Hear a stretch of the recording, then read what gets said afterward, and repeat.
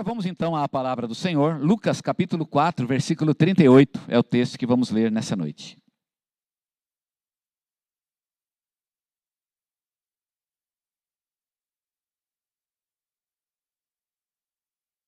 Lucas capítulo 4, versículo 38.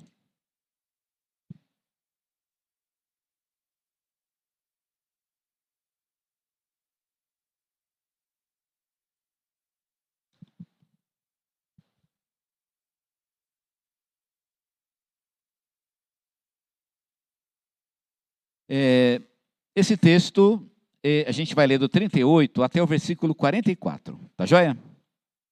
Então vamos lá, assim assentados mesmos, mas vamos guardar bastante reverência enquanto a palavra do Senhor é lida, ok? O texto diz assim: deixando ele a sinagoga, foi para a casa de Simão. Ora, a sogra de Simão achava-se enferma, com febre muito alta, e rogaram-lhe por ela. Inclinando-se para ela, repreendeu a febre, e esta a deixou. E logo se levantou, passando a servi-los. Ao pôr do sol, todos os que tinham enfermos de diferentes moléstias, lhe os traziam e ele os curava, impondo as mãos sobre cada um. Também de muitos saíam demônios, gritando e dizendo: Tu és o Filho de Deus. Ele, porém, os repreendia para que não falassem, pois sabiam ser ele o Cristo. Sendo dia, saiu e foi para um lugar deserto. As multidões o procuravam e foram até junto dele, e instavam para que não os deixasse. Ele, porém, lhes disse: é necessário que eu anuncie o evangelho do reino também às outras cidades, pois para isso é que fui enviado. E pregava nas sinagogas da Judéia. Amém? Esse texto, irmãos, ele está dividido em 3 partes. Inclusive, até na minha Bíblia, ele está dividido em 3 partes aqui. Não sei na sua como é que está, mas na minha tem, inclusive, 3 divisões aqui, né? Cada uma com o seu título. Na primeira parte, Jesus ele cura a sogra de Pedro. Tem gente que fala que Pedro negou Jesus por causa disso. Eu, pessoalmente, acho que não, né? Eu acho que há uma certa maldade, inclusive, e eu jamais falaria uma coisa dessas em público, ok? O fato é que Jesus curou a sogra de Pedro, primeiramente. Depois, na segunda parte, Jesus curou muitas pessoas. Parece que chegou uma multidão e aí ele curou um monte de gente. E na terceira parte, ele estava orando e de repente ele foi incomodado pela multidão. A multidão foi lá e atrapalhou a oração dele. É ruim quando você está orando e alguém vem atrapalhar. Isso aconteceu na última parte. Jesus estava orando e apareceu um monte de gente, então, e atrapalharam, cortou a oração dele. Estava bom, estava uma bênção, mas infelizmente ele foi incomodado, então, naquele momento. O que parece aqui no texto é que os 3 acontecimentos, eles se deram em sequência. Houve uma sequência histórica aqui. Isso parece meio bobeira, mas vocês vão ver que daqui a pouco essa sequência é muito importante, tá certo? Então houve uma sequência. Primeiro, a sogra de Pedro foi curada. E aqui eu preciso, então, entender como é que foi essa questão do tempo aqui. A sogra de Pedro provavelmente foi curada durante o dia, ok? Porque Pedro, ele chamou Jesus para ir na casa dele. E aí Jesus foi, e provavelmente aconteceu durante o dia, talvez à tarde. Vamos dizer lá para as 4, 5 da tarde, não sei, né? Mas ele foi lá durante o dia, e lá ele curou a sogra de Pedro. Quando chegou no final da tarde, ali por umas 6 horas da tarde, aconteceu a segunda cena, a cena da multidão, que chegou na casa de Pedro. Jesus não estava na rua, na verdade ele estava na casa de Pedro, quando aparece a multidão, e aí então ele cura a multidão. A terceira cena, ela me parece no texto que aconteceu no dia seguinte. Então ele está na casa de Pedro, ele provavelmente dorme na casa de Pedro, e aí ele se levanta, e aí ele vai para um lugar retirado. E nesse lugar, então, ele vai orar. E enquanto ele está orando, a multidão, então, incomoda ele e atrapalha a oração dele. Me parece que essa é a sequência desse texto. O que dá para a gente entender, então, é que Jesus dormiu na casa de Pedro, um discípulo de Jesus, e ele, portanto, ficou na casa de Pedro. Eu fiquei pensando nesse período que Jesus passou com Pedro. Não é bacana pensar assim, que Pedro chamou Jesus para ir na casa dele e Jesus foi. E chegou lá, eu imagino o privilégio, Pedro deve ter ficado muito contente, não é? Quando você recebe uma pessoa que você gosta muito, você prepara algo bom para ela, principalmente para ela comer. Né? O brasileiro tem essa mania de, você vai na casa, você tem que comer, é um negócio impressionante. Eu estou um pouco preocupado com isso, né? Eu ando comendo bastante esses dias, e isso está me deixando bastante preocupado. Mas eu entendo que isso é um carinho dos irmãos, né? E Pedro certamente deve ter pensado assim também. Jesus vai em casa, eu preciso providenciar uma estada lá em casa.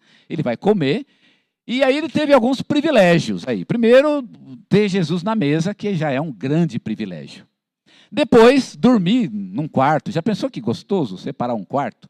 Acho que ele deve ter tirado lá o melhor quarto, se foi o dele, não sei, né?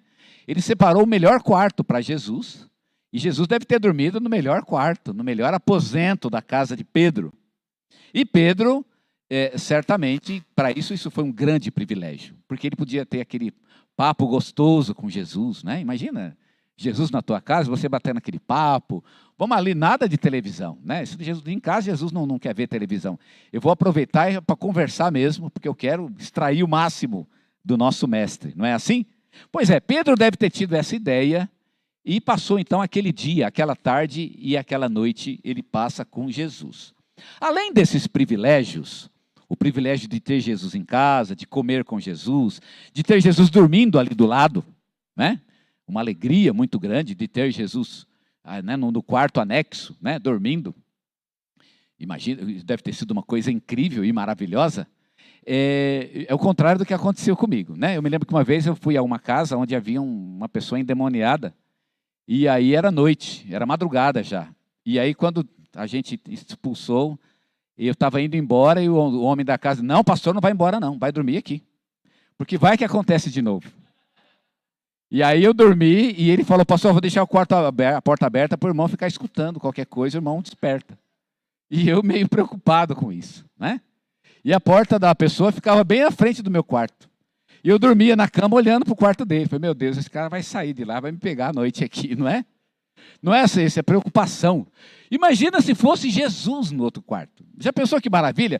Você deitado na cama e olhando para aquela porta, e você sabendo que o Filho de Deus está deitado naquele quarto. Não é maravilhoso pensar assim?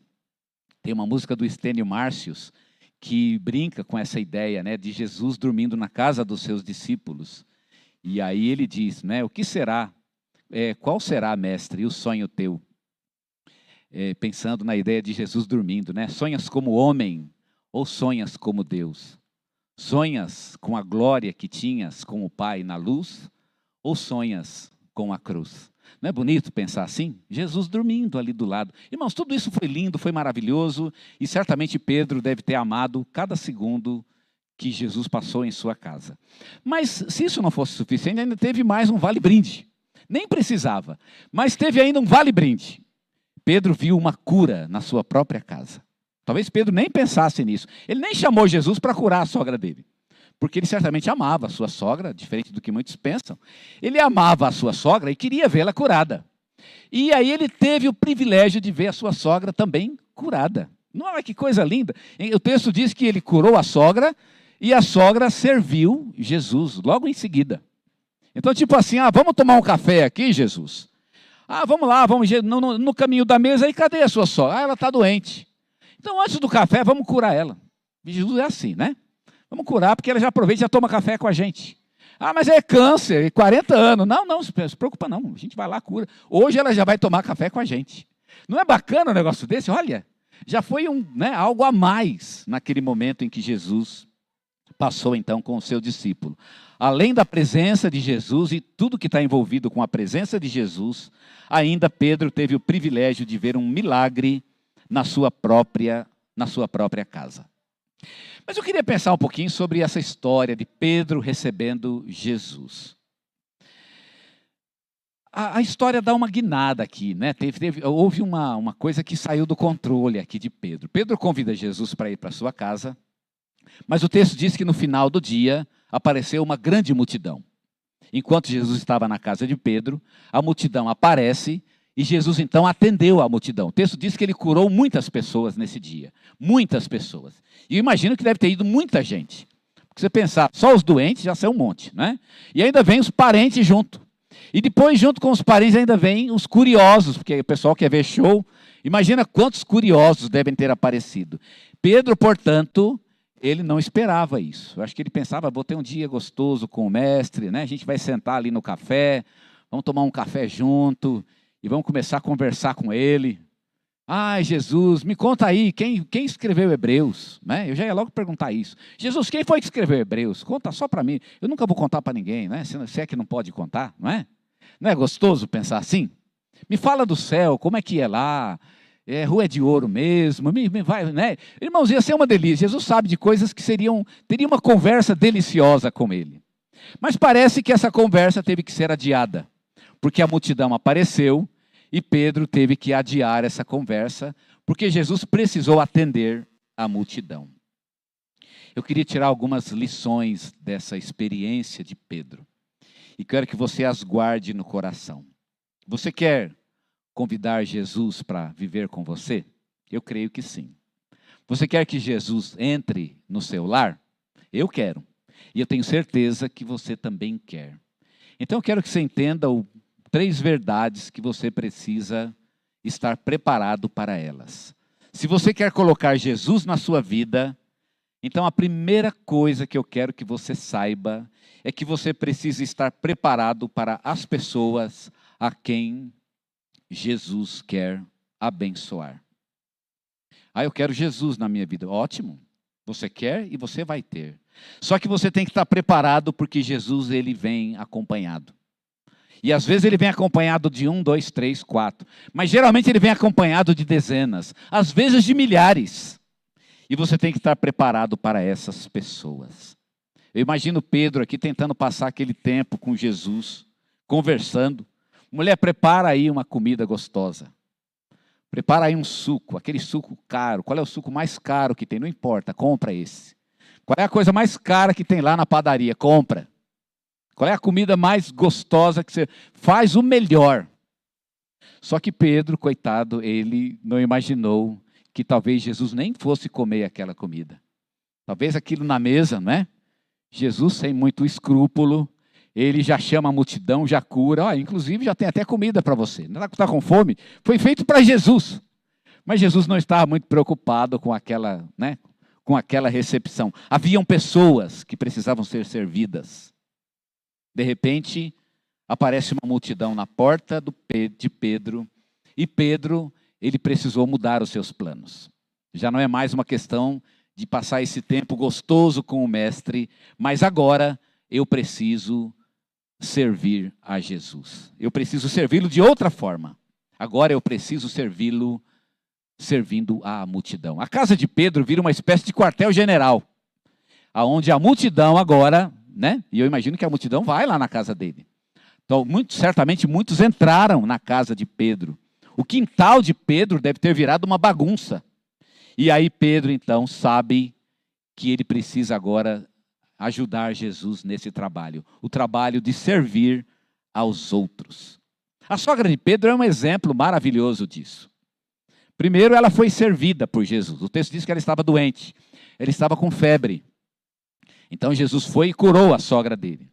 Mas o texto diz que em seguida ela serviu a Jesus. Ou seja, ela deu comida para Jesus. A ideia da sogra de Pedro é perfeita aqui para o próprio Pedro. Primeiro Jesus nos serve e em seguida nós o servimos. É assim que funciona.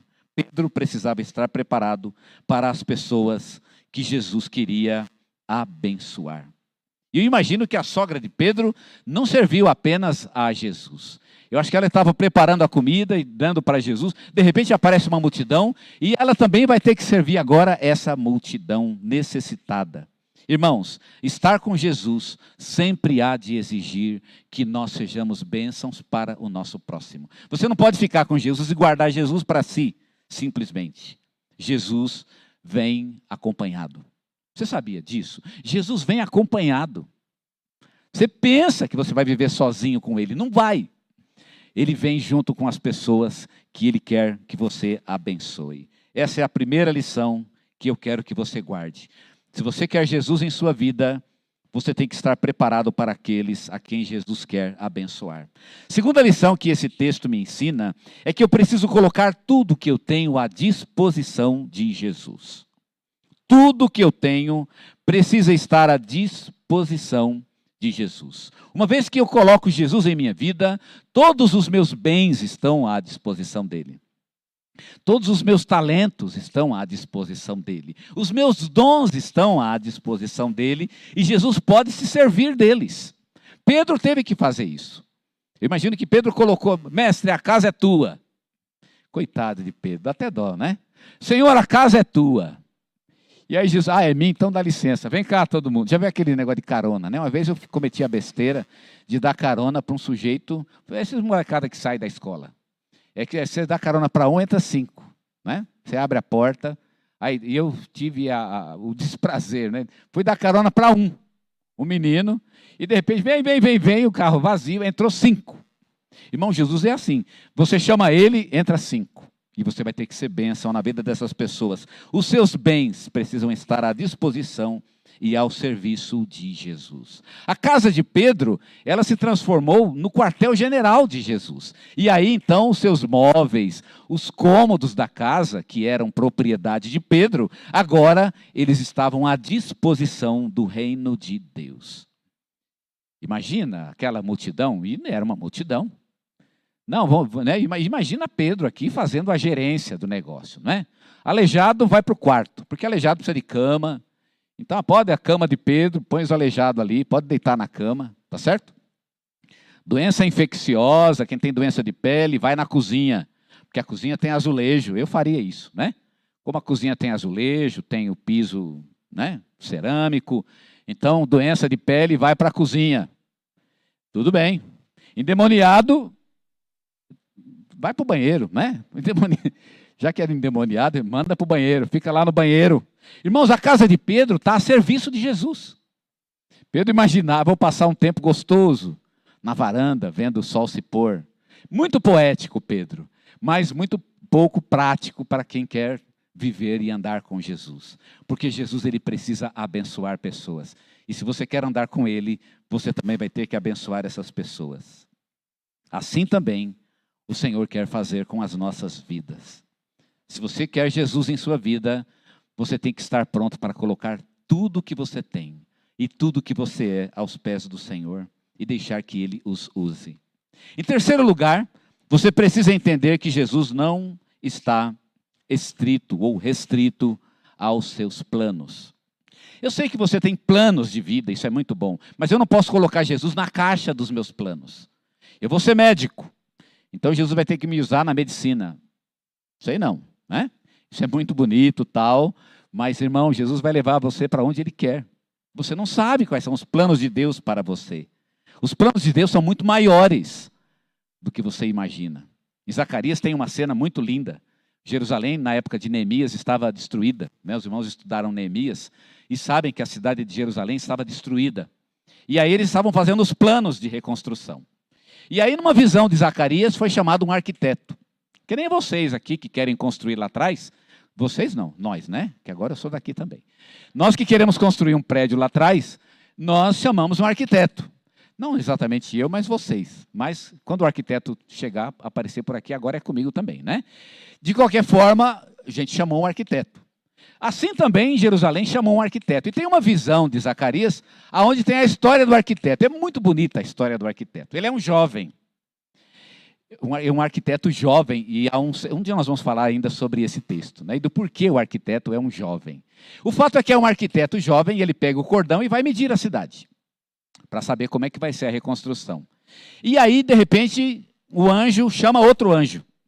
Zacarias está só olhando. Zacarias ali foi só um detalhe, né? Ninguém estava ligando para ele. Foi só uma coisa entre os próprios anjos. E um anjo chamou outro anjo e falou: olha, corre aqui, vai lá falar com o arquiteto. Corre lá, porque ele já está indo e você tem que dar um recado para ele, muito importante.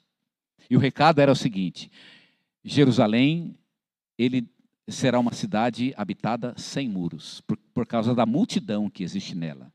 Então, quando você construir a cidade, pode fazer bonito, faz os prédios, mas não faça muros, porque a multidão vai ter problema dentro do muro. A cidade não precisa de muros, é muita gente e os muros poderiam atrapalhar a multidão. Irmão, você não imagina o que Deus vai fazer na tua vida. A gente fica meio que colocando muros ao redor de nossa vida e dizendo para Deus que Ele precisa agir dentro desses parâmetros. Irmãos, Deus não tem parâmetros para agir em nossas vidas. Nós somos dele. Ele há de nos levar onde Ele quiser. Se a casa de Pedro é de Jesus, então Pedro tem que estar preparado para isso. Ah, é minha? Pedro disse, mestre, a casa é tua. Então, já que a casa é minha, então se prepara, porque daqui a pouco eu vou servir a multidão e eu vou usar a tua casa para isso, Pedro. Você tem que mudar os planos. Pedro teve que mudar os planos para se acomodar à vontade de Deus. E irmãos, eu não posso reter Jesus dentro dos meus próprios planos. Jesus nunca aceitou seguir ninguém. Ele tem um caminho próprio. Ele quer que eu siga. Não era isso que ele dizia para as pessoas? Ele nunca dizia, eu vou seguir você. Não, ele dizia, segue-me. Eu vou para onde eu quiser. E é você que vai atrás de mim. Não foi assim? Aconteceu no dia seguinte uma cena muito interessante. Jesus dorme na casa de Pedro. E aí Jesus vai orar. O texto é bem legal e bem interessante. Sendo, pois, dia, saiu e foi para um lugar deserto. E as multidões procuraram Jesus. E acabaram achando Jesus, que ele estava orando de manhã. E instavam ou insistiam para que não os deixasse. E eu acho interessante, irmãos, eu entendo a multidão perfeitamente. Eu faria isso. Fala a verdade, se Jesus aparecesse aqui, você não fala, Jesus vira membro. Eu faria isso. Senhor, fica membro aqui dessa igreja, Senhor. Aí o Senhor já aproveita e já prega, porque Jesus aqui, ele vai pregar, vai ser ele, né? Não tem como. Eu já deixo o ministério e aí vou sentar aí onde vocês estão e vamos ouvir Jesus. A gente arruma uma casa, eu dou meu apartamento, a gente arruma uma casa para ele. Ele fica aqui em Suzano. E aí o senhor pode ficar aí, vai na casa do irmão aqui, o irmão lá. De repente alguém está doente, o senhor vai lá e já cura. Não é gostoso? Olha que delícia, não é? Gente, que coisa maravilhosa. Aí ele vai aqui, ele vem aqui na igreja, eu venho conversar com ele, né? Ele tem um gabinete aqui, e aí vai ficando. Não é gostoso ou não? É gostoso, mas não é essa a ideia de Jesus. Quando a multidão diz, Jesus, não nos deixe, fica aqui morando com a gente, né? Eles perceberam que era um bom negócio ter Jesus morando com ele. Olha a resposta de Jesus. É necessário que eu anuncie o evangelho do reino de Deus também às outras cidades, pois para isso é que eu fui enviado. Eu não posso ficar aqui sentado junto com vocês. Eu não posso ficar limitado a isso. Eu não tenho limites. O meu trabalho é um trabalho mundial. Mas, Senhor, como é que a gente vai ficar? Como é que a gente vai ter o Senhor por perto? Ah, vocês querem me ter por perto? Então vocês vão ter que ir atrás de mim. Aonde eu for, vocês vão ter que ir também. É interessante. Talvez eles achassem que Jesus pudesse fixar residência na cidade de Cafarnaum. Mas não. Jesus diz, é necessário que eu anuncie o evangelho do reino de Deus também às outras cidades, pois para isso é que eu fui enviado. Se você quer estar perto de Jesus, a melhor coisa que você pode fazê-lo é segui-lo aonde quer que ele for. Há um hino que nós cantamos, não sei se vocês cantam, que diz, né? Em terra ou mar, seja onde for, a Cristo irei seguir, por onde me conduzir. É Ele que nos conduz, nós vamos junto com Ele. A sogra de Pedro, irmãos, ela serviu a Jesus. Mas o mesmo Jesus iria dizer mais tarde, se alguém me quiser servir, siga-me. Como é que a sogra de Pedro serviu a Jesus? Ela foi cozinhar. Ela devia ser uma ótima cozinheira, eu imagino. E ela serviu a Jesus cozinhando. Mas aí Jesus diria depois, foi muito bom, foi gostoso, a comida estava boa, nada disso é ruim. Jesus não acha nada ruim. Mas você quer me servir de verdade? Se você quer me servir, a melhor forma é me seguir. O verdadeiro discípulo de Jesus é aquele que segue a Jesus aonde quer que ele vá. Como eu disse para os irmãos, Jesus não pode ser retido pelos nossos planos medíocres. O que eu tenho que fazer é segui-lo. E os planos de Jesus são muito maiores do que os meus. Jesus tem coisas maravilhosas para fazer em nossas vidas, mas nós precisamos ir para onde Ele nos conduzir. A pergunta que nós precisamos fazer é: para onde Ele está nos conduzindo? Vamos segui-lo, vamos segui-lo. E quando nós o seguirmos, nós seremos usados, tudo o que temos e tudo o que somos, há de ser usado para o serviço do reino dele. Você só se coloca à disposição e deixa que ele o use.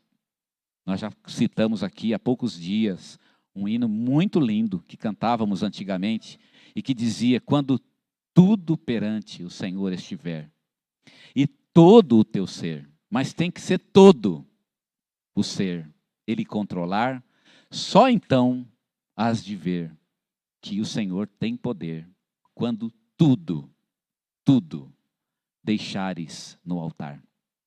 Nós cantamos um hino que diz: aquele que me ama será amado por meu Pai. E aí há uma frase linda, irmãos, e eu me emociono quando Jesus diz isso.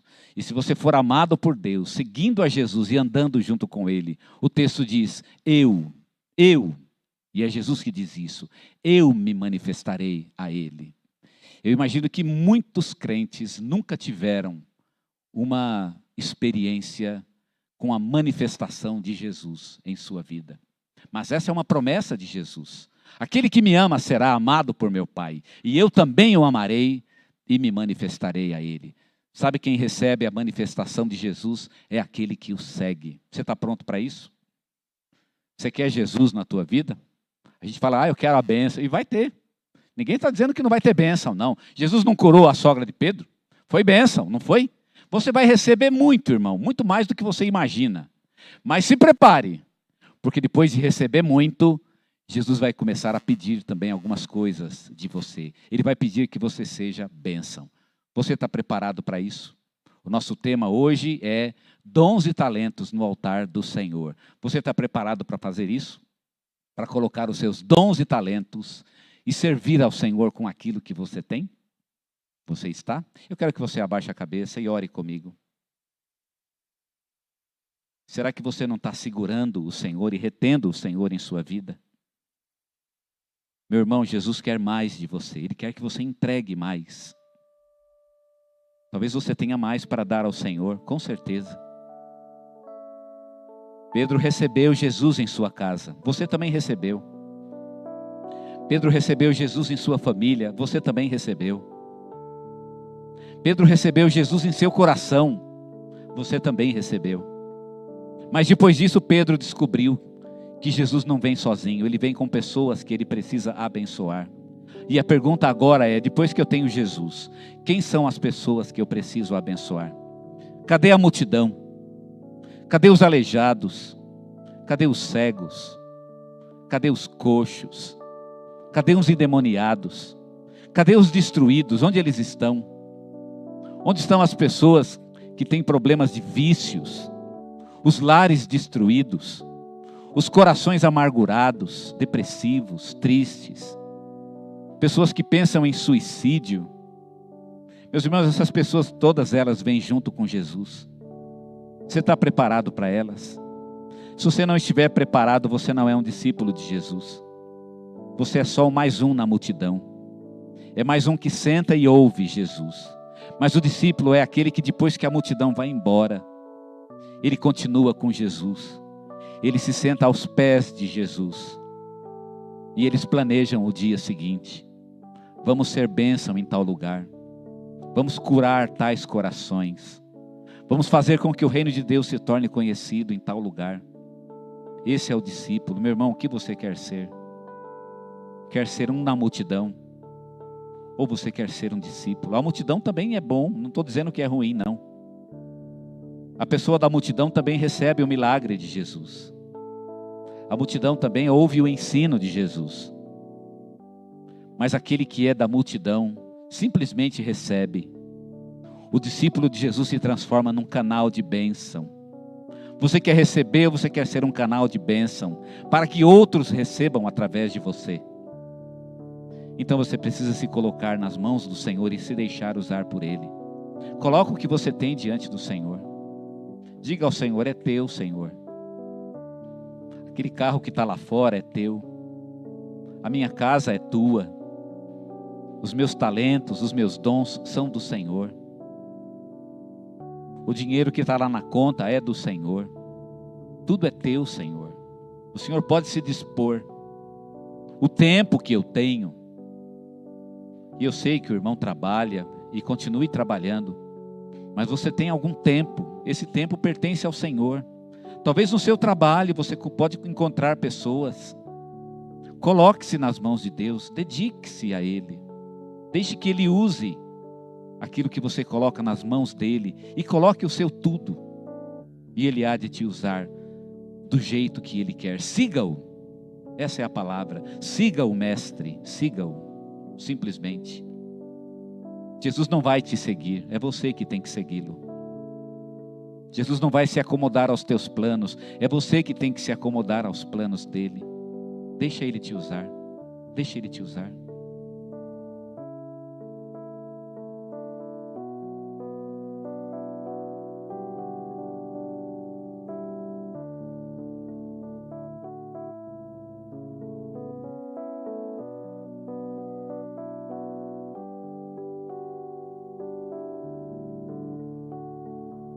Eu quero que você continue orando.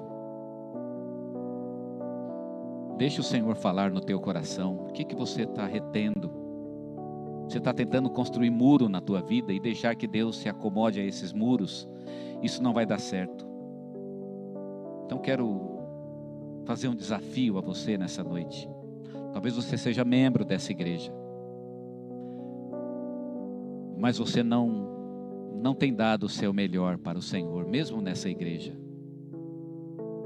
E você quer nessa noite consertar isso. Você quer dar o seu melhor. Há um cântico que nós gostamos de cantar e que ele diz: eu quero dar o melhor para Cristo. Qual é o seu melhor? Você precisa dar ao Senhor. Eu quero dar uma oportunidade para você, principalmente você que é membro dessa igreja, de se abrir o coração e deixar que o Senhor receba o seu melhor. E você pode dizer para o Senhor: Senhor, a partir de hoje eu quero entregar o melhor para o Senhor. Quero dedicar o que eu tenho, o que eu sou, e deixar em tuas mãos, para que o Senhor use para a tua glória. Estamos falando de reconstrução. Eu quero participar dessa reconstrução.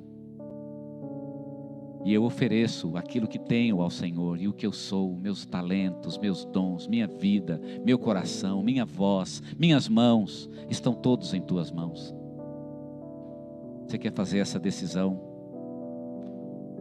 Eu vou te dar uma oportunidade. Levanta a tua mão e eu vou orar pela tua vida. Eu vou orar. Amém, amém, amém. Louvado seja o Senhor. Amém, amém. Várias pessoas levantaram as suas mãos. Deus, eu coloco as pessoas que levantaram suas mãos diante do Senhor. Nós queremos entregar ao Senhor o nosso melhor. Eu quero. E peço ao Senhor que receba, Deus, receba nas tuas mãos o nosso melhor. Está diante do Senhor. Nós temos alguns planos, ó Pai. Por exemplo, ter uma conversa bem agradável com o Senhor no pôr do sol na varanda. Mas se o Senhor tiver outro plano, ó Deus, talvez me levar para um lugar onde eu tenha que ser bênção, é para lá que eu quero ir, Senhor. Eu quero estar onde o Senhor está. E quero abençoar as pessoas que o Senhor ama. Eu quero te glorificar assim. Quero que você continue orando. Eu não sei se nessa noite entraram pessoas também que nunca receberam Jesus em seus corações. Nunca convidaram Jesus para que fosse Senhor de suas vidas. Mas nessa noite você entendeu que a sua vida não teria sentido sem o Senhor. E que não há propósito sem Deus em você, sem Cristo no seu coração. E você gostaria de entregar a sua vida para o Senhor. Eu vou desafiá-lo também, se há alguém assim, nessa condição, nessa noite. eu também quero desafiar você. Que você levante sua mão também. Eu vou entender que você quer entregar sua vida ao Senhor e vou orar pela tua vida. Há alguém que gostaria de fazer essa decisão? Eu não vou insistir. Amém. Louvado seja o Senhor. Amém. Alguém mais gostaria de fazer essa decisão? Amém. Louvado seja o Senhor. Eu quero que você que levantou a mão, quando terminar o culto, eu quero conversar contigo. Tá joia? Me procure, tá bom? E nós vamos conversar. Vamos orar. Senhor, olha, Deus, nós queremos te dar o nosso melhor. Queremos entregar ao Senhor nossas vidas. Estamos felizes porque o Senhor já participa delas. É tão bom ter o Senhor conosco. Orar e saber que o Senhor nos ouve. É tão bom, Senhor Deus, te buscar com todo o nosso ser. E, ó Pai, encontrar o Senhor. É um Deus bondoso, amoroso, um Deus que faz milagres em nossas vidas. E é bom receber, Pai, é bom receber. Mas hoje à noite, ó Pai, nessa noite nós aprendemos que tem mais. Não é só uma questão de receber, também é uma questão de dar. Então nessa noite, Pai, nós queremos entregar ao Senhor o que temos. Olha para a minha vida, Senhor, ela é tua. Olha para a igreja, Senhor, ela é tua. Ela está à tua disposição, Deus. Usa, Senhor, do jeito que o Senhor quiser. Quando começarem a chegar as pessoas que o Senhor quer abençoar, ou, ó Pai, onde essas pessoas estão, ó Deus, que o Senhor nos leve a elas, que sejamos então instrumentos, ó Deus, para abençoá-las. Estamos à tua disposição, Pai. São pessoas que o Senhor ama. Nós brincamos aqui com a ideia, até dos endemoniados, mas na verdade é muito sério. São pessoas a quem o Senhor ama. Corações quebrados, vidas destruídas, Senhor Deus. Famílias, ó Pai, dilaceradas. Vidas, Senhor, malogradas, vidas que perderam completamente o sentido, Pai. Que precisam de esperança. Que precisam de um toque de amor, uma palavra de ternura, Senhor Deus, que precisam de um olhar terno. Ó Deus, nós queremos ser o olhar terno do Senhor sobre essas vidas. Nós queremos ser o toque de Deus nesses corações. Nós queremos, ó Pai, ser o amor de Deus, que toca e elas vão de sentir que Deus as ama através de nossas próprias vidas. Jesus, usa-nos, Senhor. Que privilégio extraordinário para nós. Muito melhor, Senhor, do que oferecer um café para o Senhor. E Jesus nos diria isso. É oferecer um café para aquele que tem necessidade, Senhor. Atender aquele que está aflito, o ferido, o cansado. Deus, abre nosso coração para essas pessoas. Se temos recebido tanto, é porque temos também muito para oferecer. Nós queremos oferecer. Nossa casa é do Senhor. Nosso coração é do Senhor. Nossas mãos, nossos pés, nossa voz é tua, Senhor. Usa de tal modo que o Senhor seja glorificado, ó Deus, com os resultados. E que o mundo veja o poder de Deus através de nós. Queremos ser canais da tua bênção, aqui neste lugar, nessa cidade, Senhor, como tua igreja. E para a glória do Senhor. Usa-nos, usa-nos, usa-nos, ó Pai. Clamamos assim no nome do Senhor Jesus. Amém, Senhor. Amém. Amém.